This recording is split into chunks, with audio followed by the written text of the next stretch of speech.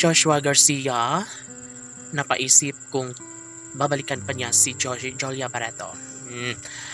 Minsan ay naguguluhan talaga ang gwapong aktor na si Joshua Garcia.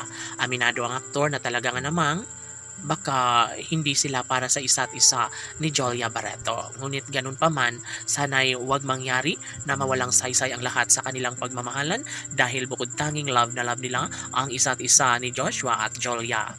Laging pakatandaan, laging sinasabi ng mga puso ni Joshua at Jolia na sila lamang ang magmamahalan habang buhay. Kahit tadtarin pa umano sila ng paninira ng mga bashers laban sa kanilang relasyon, ay talaga nga namang ito lamang ang isa sa matagal ng ninanais at pangarap ng taong bayan. Sana'y huwag tumigil si Joshua sa kanyang pagmamahal na nararamdaman para sa pretty girl na si Jolia Barreto. Sa puntong ito, lahat ay nanganganib, magiging malungkot ang kalang milyon-milyon ng mga taga-subaybay, lalo na kapag tuluyan nga na maangkin sa ibang babae ang gwapong aktor na si Joshua Garcia. Paano na ang nangingiyak na puso ni Jolia Barreto? Samantala, hindi magbabago kailanman ang kanilang sumpaan ni Joshua at Jolia dahil ay namin na sa taong bayan ni Jolia Barreto na sadyang mahalaga nga sa kanya ang gwapong aktor na si Joshua Garcia.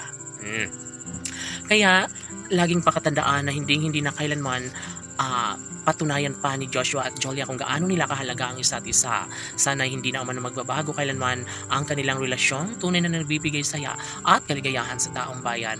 Lahat ay posible na mangyayari, lalo na't ito lamang ang isa sa matagalang hinihiling at pangarap ng lahat. Kaligayahan sa puso ni Joshua Garcia ang magkaroon ng pagkakatagumpay sa pagmamahal niya para kay Jolia Barreto. Si Joshua at Jolia ang deserve na magkatuluyan, sana'y sila na nga ang pagsasama sa habang buhay.